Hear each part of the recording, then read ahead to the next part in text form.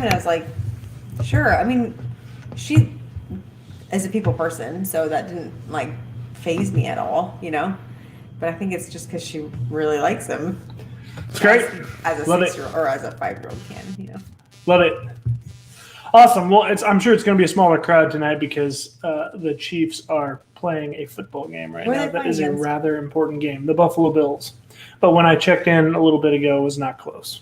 The Chiefs were pounding them. Oh, that's great. But maybe that's changed. I put the kids to bed and I did not pay a ton of attention. I'm not a huge Chiefs fan myself. The Chiefs are fine, but I'm not like a massive Chiefs fan. Oh, my brother and sister-in-law are not like. No, it's great. I mean, they live down there now, and he's been a Chiefs fan I don't dislike the Chiefs, and I think Patrick Mahomes is great for the game of football. So that's amazing. Which reminds me of another story from this week. Ryan was playing football with us, and all of a sudden she grabbed the football and said, "Now I'm a ballerina football player." And then she twirled around the room and then threw the ball.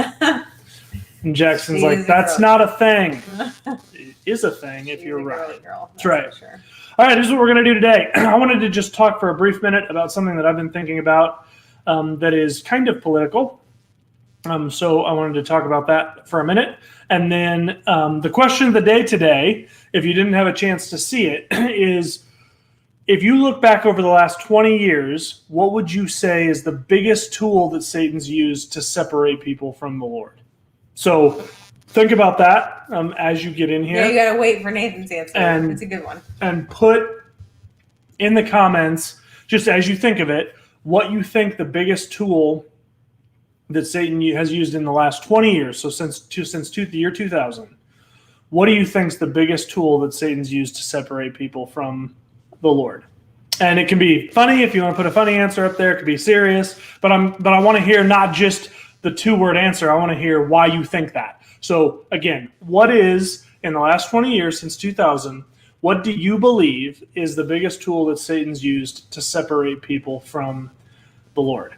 And so put that in the comments as you think of it, kind of as we go through this video. So what I wanted to talk about first is we have started seeing in the fallout of the election and as the COVID stuff continues and masks or no masks and this and that and the other thing, I've noticed an increasing number of couples who have identified that an issue that one or either of them are really struggling with is not feeling unified with their spouse because their spouse is completely engrossed in Fox News or CNN or, political conspiracy theories or COVID conspiracy theories or, the news of the day and the election and the transition of presidencies and all that. And so I want to just address that briefly because as Christians, we need to be honest to recognize when we're going down a road that's wrong and be clear about that being wrong. And so I really have a heart for this because in a few of the examples that I'm thinking of, one or other of the spouse have come to us kind of on the sly and said, "Hey, just will you pray for us because this is something I'm really struggling with." And it can be really hard because we should be involved in what's going on around us in the country. We should be involved in understanding politics, understanding the ramifications and the reality of how those things work. The problem is, like anything else, we can become so engrossed in that thing that it becomes a distraction with regards to unity within our family, particularly unity with our spouse. And it can look like, hey, I get so wound up by everything that's happening in the country that frustration and that annoyance and that the irritation spills over on my wife and my kids. It can be that it's just taking so much time that I'm not spending time intentionally pouring into my wife and my kids. So I just wanted to submit that for you guys to prayerfully think about, particularly if you're someone that says, "Man, I get all in on the political stuff." That's great. But do ask yourself, is this helpful for my marriage? And that doesn't mean, hey, you just go, well, whatever, just who cares about politics? All I'm saying is maybe you need to temper that with being humble enough to go to your spouse and say, is this a problem in our relationship? And if it is, then maybe you need to take a little bit of a hiatus. Here's a thing that I think sometimes we forget about politics. Politics doesn't care if you watch it every day unfold or not. Yep. So if you take a week or two off to just specifically maybe repair that relationship with your wife, pour into your family, guess what's going to be there waiting for you on day 15? Politics. Yep. Or whatever else. That's right. So just prayerfully consider that, right? I mean, this should not be, we want our relationships to be set apart. Our marriages to be set apart. And one way that we set them apart as Christians is we recognize while we want to be involved in what's going on around us, we want to be involved in this nation that the Lord's given to us, in this nation that the Lord's blessed us with. We simply will not allow that to become a source of disunity either in our families or in our churches. We just simply can't. So that's important, and that was kind of what was on my heart this week. Cool. Thanks. Awesome. John Emmett, I see your post up there. We'll get to that in a minute. So John Emmett posted, if you're seeing this, yeah, dude, your child is beautiful, by the way. Man, I love seeing those. I creep on you on Facebook. It's good, man. Okay. So you might have seen John Emmett's comment if you're watching on Facebook Live. If you're watching on YouTube Live, what he is answering is the question of the day, which the question of the day today is, since the year 2000, what, in your opinion, is the biggest tool that Satan uses to separate people from the Lord? Okay, and we'll get to those. Just post them up as you think about them, and we'll go through them here in a minute. But before we do, we're going to go through, just by brief recap, the videos that came out this week. And as I'm going to let Andrea do that, and as she does that, I am going to post the audio link to those episodes in the chat so that you can check them out if you didn't have a chance to do it. If you did have a chance to check them out, but you have thoughts or comments on them, please do not hesitate to let us know what those comments are right now.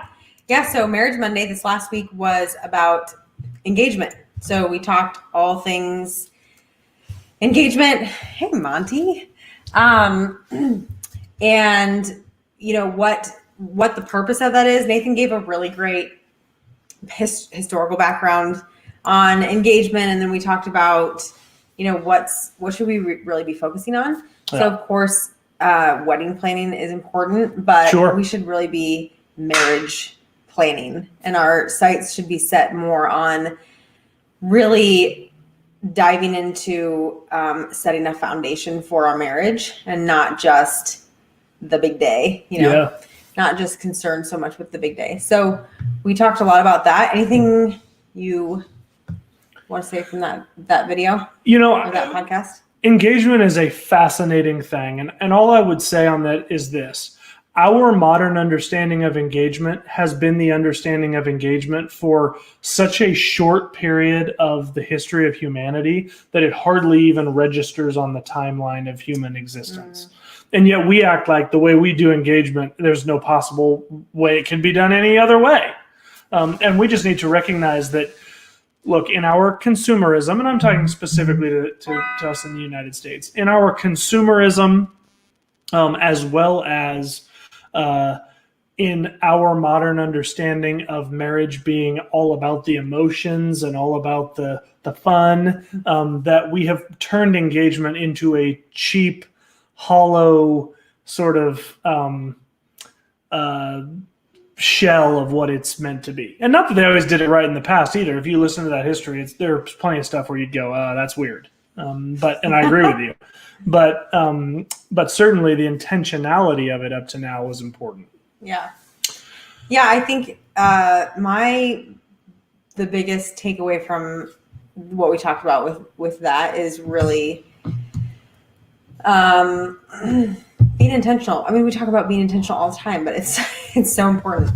But choosing to understand marriage is something that I'm not going to fully grasp until I'm there. It's not something I can really ever study up on enough to understand it completely until I'm there. So having this understanding that I'm not going to get it. Yeah. And so I'm going to pour in as much as I can prior to that, and really be serious about engagement, and be serious about my relationship with the Lord, so that I'm setting ourselves up for the best, foundation that we can have.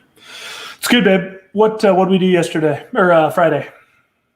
Yeah, so Friday we talked about becoming parents again. Yes. So we talked a couple weeks ago about becoming parents for the first time, and then we talked about adding more children, becoming parents again, or maybe again and again and again, and how that changes the dynamic, and how that changes the dynamic, how we maybe need to restructure our lives and think differently, and just some tips and thoughts on becoming parents again.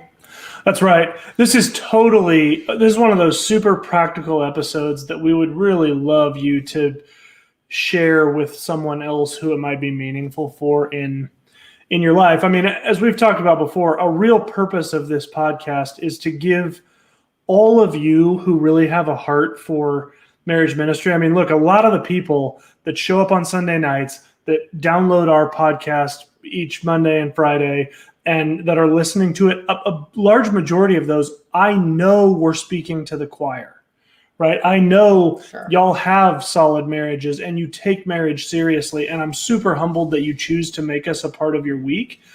But part of the hope of this podcast is that we're giving you something tangible to be able to pass on to someone in your sphere of influence to encourage them. Because we don't all have time to meet with people as much as we would like to meet with them one-on-one to mentor them up in their marriage or in their parenting.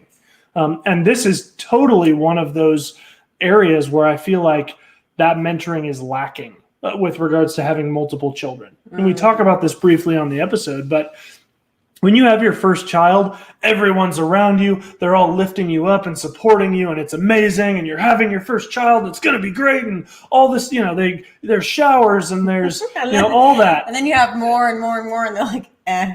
Right. That's right. That's not really the totally well, no, but I don't mean people are down there just as excited. But I'm talking about from like a just encouragement standpoint. Right. It's sort of like, you have had a child. You've got it all sorted out. Even though every parent I've ever known goes, man, those second child, that was so much, it was like I was a brand new parent again. And then the third child, it was like I was a brand new parent again. That's just how these things go. And so we wanted to give something practical to give some encouragement to folks. And hopefully, you took encouragement, hopefully yourselves, but can pass that. We'll take the initiative to pass that along to another couple that sees that. So, I've got a few comments we're going to go through here in just a second. So again, the question for those that are on still is, since 2000, what is, in your opinion, the greatest tool that Satan's used to separate people from the Lord? And we're going to talk about that here in just a second. Okay, so what do we have coming up then? So tomorrow morning, episode comes out where we are talking to newlyweds. This is another one of those super practical episodes that I hope people can pass on to those who are engaged and who are newlyweds in their marriage. So please check it out tomorrow morning, all about newlyweds. In talking about it, I went through some of our honeymoon photos from 15 years ago.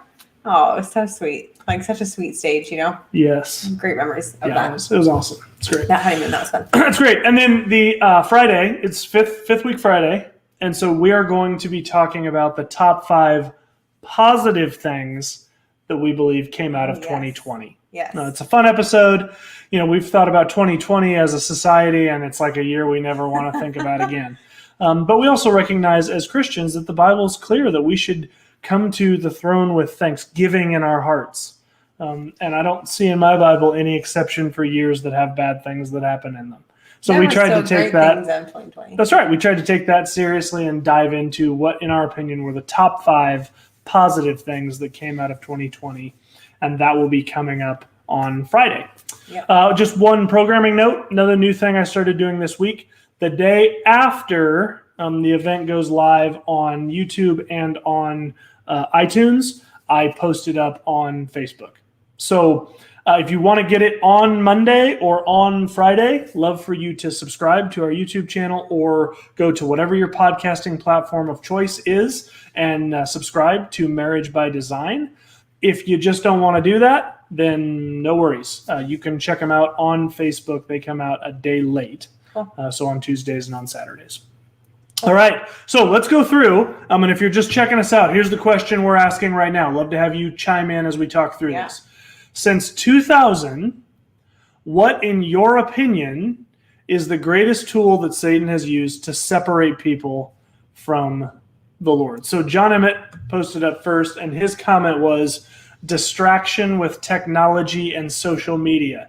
I don't know if he's taking a dig at us here since we're currently having this show on social media. No, I'm kidding. I love John Emmett, a great guy, solid Christian brother. And so what do you think about what he said? Technology and social media. That's definitely a huge way we can sync our minds and time and let intentionality go out the window, and get into a sunken place. That's right. That where it just zaps everything. That's right. And it affects who we are too. I mean, a lot of what we're choosing to take in and absorb through social media is changing our attitudes and our beliefs, and not necessarily in a good way. Yeah, you're right.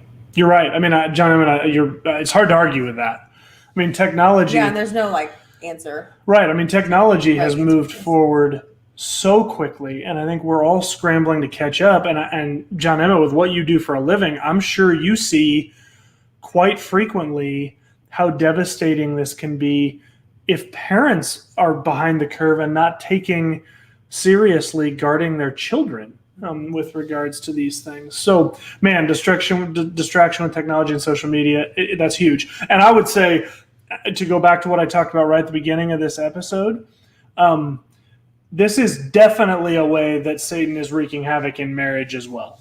Because for sure, social media is being used to pit spouses at each other with regards to politics and mask, no mask, and COVID, all that.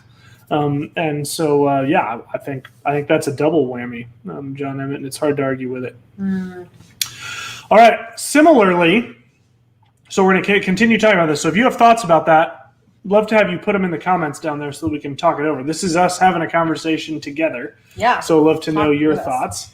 Yeah. So Monty is a friend from my childhood. I'm so honored to see you on here. Thanks for tuning in. That's dude, that is a serious buck you killed. That's awesome. Yeah. Well done. Our families would go hunting together, and that's how we originally got to know the Hertzmeyers. So thanks for tuning in. That's a huge honor to me. So here's what Monty says. He says, internet and social media, reason being is it's too readily accessible on phones, iPads, and computers. You can jump on and find anything at any time.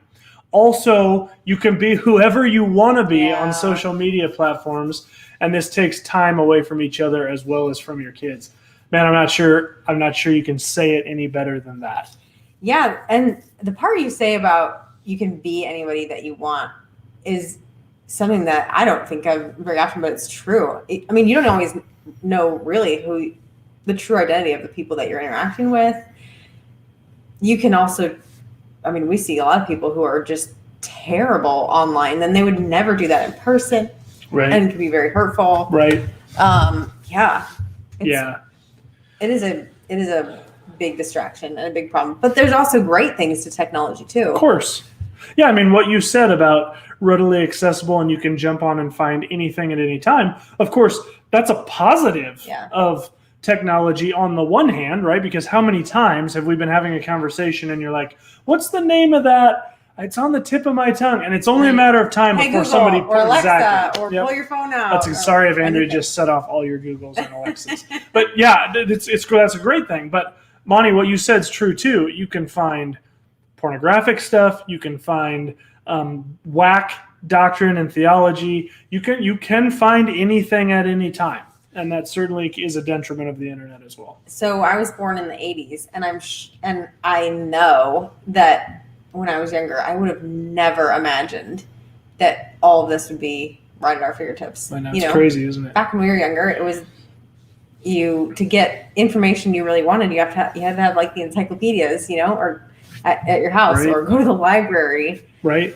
And it's right now you just get it in a few seconds. Right. It's crazy. Right. So I'm going to jump to a comment Monty made here in response to our discussion because I want to address that too. Says he's meaning the anything anytime for his younger kids that are just getting into school age. And you're exactly right. So Monty, we've talked about this before, but you may not have heard us talk about this. We're involved with a lot of marriage mentoring. And one thing that we have started hearing is a number of the younger generation people who were first exposed to pornography by accident on these sorts of devices, right? So, they wanted, because kids would do dumb stuff, right? They wanted to search poop, and instead they hit the B instead of the P and search boob, right? Stupid things like that where we're like, okay, that's dumb, right? But that can lead down a path. That's a bad path for a kid to go down. Like that, and it diverts it clearly breaks off into a path on their life that is a huge struggle. That's right. So yeah, I mean, Monty, you're right. That at the tip of my finger thing is a huge danger of the internet as well. There's no question about it. It's great. All right. Hey, Priscilla. Priscilla, stalwart of the channel. Yeah. So she says, in response to the question, since 2000, what is the biggest tool that Satan's used to separate people from the Lord? She says selfishness, self-centeredness, and pride. People thinking they're always right and not being able to have adult conversations and hear another person's point of view. I'm right, you're wrong, end of conversation. Mm-hmm. This hinders people in having compassion for others and means they also have no desire or necessity for a relationship with God, who asks them to submit. Yeah, great thought. Yeah, really, really good. Priscilla, I would add on to that. One of the things that's been fascinating to me, because if you go back and look at our founding, or I would encourage you, go in and look at Acts, when Peter and Paul get into it about with the Judaizers about should new Gentile Christians be circumcised or not circumcised. There was some serious animosity between the two of them, right? I mean, you would not have walked away from that conversation, or if you watched guys like Thomas Jefferson and George Washington have at it with regards to the things that they believed about the founding of our country, there were some serious disagreements there. The difference was, and what you're saying, Priscilla, is you're right. There wasn't this pride of there's no possible way I could be wrong. Right now, that's the thing. And here's the really dangerous thing this has led to. It's not just that I'm right and you're wrong. It's I'm right and you're evil. Yeah, it's almost hatred for another person. That's exactly what it is. If they don't agree with your point of view, rather than seeing that our world is made up of very different, very diverse people, right. and that's a beautiful thing. And even when people believe the wrong thing, or what we don't believe, or whatever, it's still a great thing to try to understand them. That's right. Why do they believe that? And just try to listen to them, and then at the end of the day, have an understanding of that's okay that we disagree. That's right. And they have a right to their opinion. I have a right to my opinion. Mm-hmm. And we just think differently. Yeah. Let's be really careful about the things that and the people that we label as evil, right? And I'm talking about just in the way we treat them. There is evil in the world. We know that Satan and demonic powers and those types of things, there is evil around us, but not around every single corner. And every person that disagrees with you on some aspect of politics is not filled with Satan. Yeah. And we need to be really careful about that. And that's an important distinction, especially if you're on the side of this isn't the president that I wanted to be in office. Particularly. And the way politics and this country is going is not what I wanted, and that sort of thing. If you can, that's okay to feel like this is not what I wanted, and this is not the best for the country. That's totally fine, of course. Yep. But let's remember that most of these people are wanting to do what they believe is right for the country, right? That's right? Most people are in your same boat, but just think differently. So Right. they're not trying to do evil things or be evil. They just think very differently. So Right. if we can have just some of that understanding, I think that helps in having conversations and in having friendship, better friendship with those people. It's great. Really good. Babel, what would you say the answer to that question is? So yeah, I had said busyness / distraction. I think it's almost a weird badge of honor for people to be busy. I agree with that. I think it's the weird badge of honor part. It's weird if you're asked like, oh, how's life? How are things going? And if you say anything other than busy, it's like you're a bum. What are you doing? Right. I think silly. I think it's a great thing if you're not busy. So I think busyness is a distraction. Yeah. Either busyness in, maybe it's business in technology, but within what's in your hand. But it's almost like Satan has created this carnival in front of you with the busyness of the world and your schedule and the crazy politics and whatever. It's almost like this carnival that's in front of you and bright lights and distractions everywhere. And then there's evil going on. Yeah, behind the lights. That if we just would take our focus off of all that's distracting and all the busyness and all that, and just stop that, shut the lights off of the carnival, I think we would see the background of whoa. Wow. It's a great picture. Really good. That's great. Well, so for me, I already shared this with Andrea because I've been thinking about this week. So what do I think is one of the biggest tools of Satan? Oh, wait. I'm going to tell you. I own this. Andrea's part of the evil. I'm part of the evil. Like we were just talking about, you got to call people evil. It's me. So here's what I would say. Got to be top 3, if not number 1. All right, say it. Yoga pants. It's got to be yoga pants. I don't know that these are all good answers, like selfishness and pride. Sure, the Bible says pride's the root of all evil. Does anyone else agree with yoga pants? Obviously, the answer is yoga pants. If you would just stop wearing those yoga pants. Right. Everything would be solved. Yoga pants are the problem. No, well, let's be honest, that would be evil. No. So look, I jest a little bit, but this is so. My serious answer as a response to that is the desanctifying of sex.